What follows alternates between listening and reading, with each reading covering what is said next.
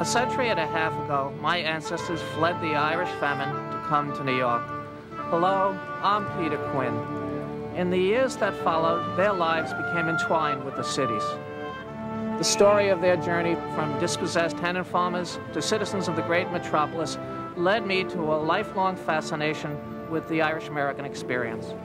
The more I've looked and learned, the more I've realized how critical their experience and the experience of millions of other Irish immigrants has been to the making not just of New York, but of America. Nowhere is that experience more highly valued than at Glucksman Ireland House. Here at New York University, Glucksman Ireland House has become an important institution for the study of Irish history, literature, and culture, both nationally and abroad. Founded just 10 years ago, Ireland House has helped fill a void in Irish studies and Irish culture. Before Ireland House, there wasn't a place in New York where scholars and artists could gather on a regular basis within the fertile environment of a great university. It was an exhilarating thing when it began. You could literally feel the excitement. Today, that excitement is stronger than ever. It's constantly channeled into events and activities that enrich the lives of the students, scholars, and even the world leaders who've all converged at Ireland House. Now, after a decade of great work, Ireland House is taking stock of where it's been and getting ready for all the possibilities and opportunities that lie ahead. Loretta, first of all, congratulations on the 10th anniversary of Ireland House. We're here because of you and your generosity. What are you proudest of these past 10 years? What do you think the greatest accomplishment of Ireland House has been? My favorite thing is the position that Ireland House has carved out within the Irish-American community. All the aspects of the Irish-American community seem to find a home here. It's a neutral zone, it's a welcoming place, and that gives me the best joy. I love that part of it. I'm just wondering, when you began 10 years ago, what vision did you begin with, or what hope? The main thing was to have a presence for Irish history, Irish stories, Irish literature and arts in New York that would be both meet the quality of a fine university on the one hand and be really accessible to the Irish New Yorker, or to the New Yorker in general. There's no question. The interest in Irish studies, Irish arts is pretty universal now, especially after the 1990s. We opened the door and it flooded in. The public interest, the quality of the people who come. We have a momentum in both the academic side and the public access side, I think. It's a brilliant, beautiful, bittersweet elegy on the end of a particular type of Irish America. What have you learned so far at Ireland House? I've learned a lot of things, Peter. I've learned just how wide is the interest in Irish culture. We began with 65 students in our first year 10 years ago taking something in Irish studies. We have 670 this year. That is a remarkable rate of increase. I'd say half the students in my classes will have no Irish background at all. It can go from an interest in Bono, shall we say, at one end, to a realisation that Ireland, although a very small country, was at the centre of the history of imperialism, colonialism, for longer than any other European country. And of course, these are all issues which are very germane to today's world. Down in Bottle Alley lived Timothy McNally, a decent politician and a gentleman at that. Music has become a major dimension of our activities, and music is an international language. It really is. And with Mick Maloney here, we are widening and opening the frontiers all the time.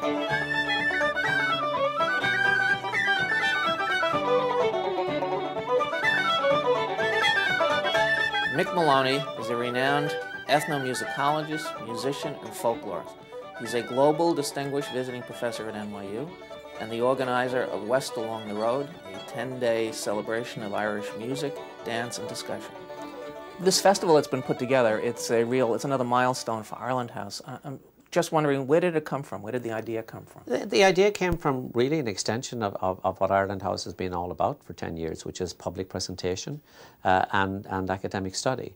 The very fact that this is New York meant that here we have the resources to be able to put on a week-long series of events which They include recitals and concerts, which are the performing arts, with an academic symposium where we reflect on issues that are central to Irish music and Irish identity and Irish culture, but in a global context. We have people visiting academics from all over the world to amplify the discussion. I'm delighted to be in this environment because there's an affirmation not only of music as a worthy source of academic study, but also an affirmation of music as performance.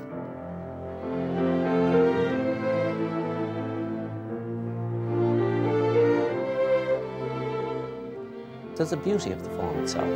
Through its beauty, it attracts people. And if you play Irish music, or indeed any kind of folk music, you have a place in a worldwide family. And at a time in society where we're becoming increasingly more atomized, it's nice to have that kind of that bedrock, you know, somewhere to go home to.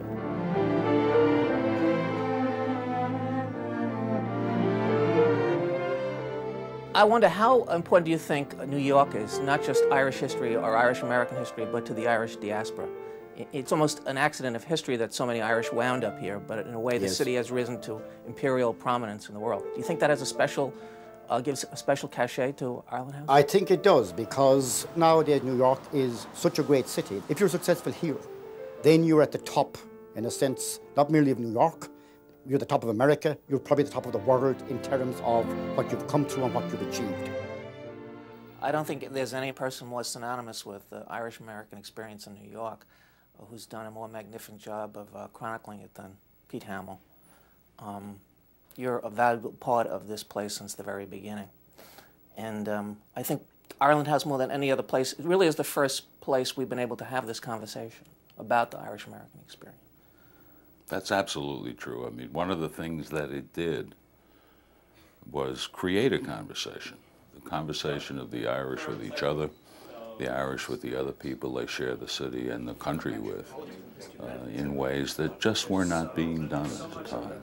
And that's what's the great accomplishment of it. The Irish experience is so integral to New York history, to the New York experience, and it's so little record of it. Not only, I mean, in literature, but a physical record. For 150 years, we really didn't have a repository for all the documents, letters, literature. And now we have the Archive of Irish America, which is a tremendous step forward, I think. One of the goals of Ireland House is to retrieve a lot of that, to get it out of those attics where the letters are stuffed in the middle of the book somewhere, and make it available to all of us. I think in terms of the archive, we want those Irish families who have documents and records and letters and journals to realize there's a place to put them right here in which they'll be guarded for eternity.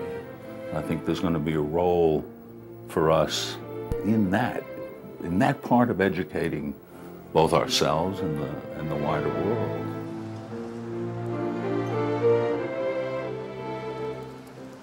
You've talked eloquently about its role here in the United States. I'm just wondering about, do you see Ireland House having a role in Ireland? Is there certainly, certainly. I see Ireland House as a conduit between Irish culture or Irish cultures and Irish cultures in America. I think we have something to contribute to the wider America and to the wider Ireland. What do you think is the greatest challenge or the greatest expectation you have? Is to sustain the tremendous achievements of the last 10 years. I would like to see us go on to broaden in the wider social science and humanities areas. I think the language dimension is an important one. We also have something to teach about how languages can decline, how they can be oppressed and destroyed, how they can survive, and what a multiple of languages have to contribute to a wider global culture in language terms.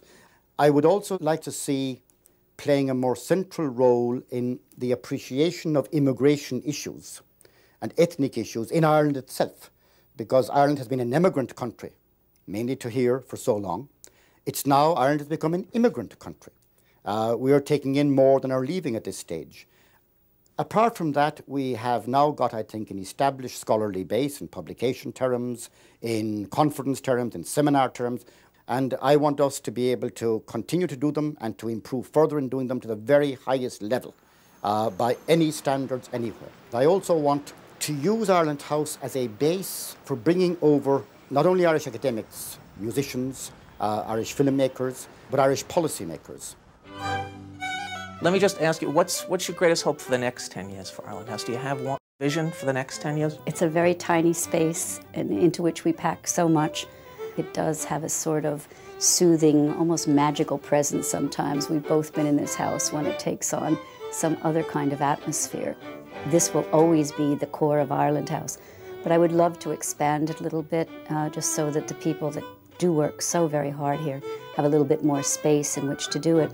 And then the other thing I'd love to have happen is to really have a full academic program for Irish studies. You know, any of us who live in New York have seen the impact of Ireland House in New York, but you're a frequent traveler to Ireland, and do you see a lot of interchange and dialogue between the two cultures through this? I do, and it's a nice springboard. There's a lot of interest among Irish people, particularly Irish students, to study or visit at Ireland House. There's a huge interest among the artistic community. I get a lot of approaches in Ireland about Ireland House, and it truly is a real bridge. I mean, a lot of Irish people and Irish American people have used it as a bridge, and that's a lovely thing. With the help of NYU's Glucksman Ireland House, bridges are being built.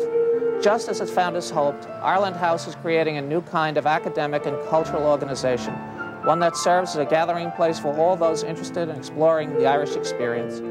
The success of Ireland House testifies to the immense interest that exists, but this is a critical time in the institution's development.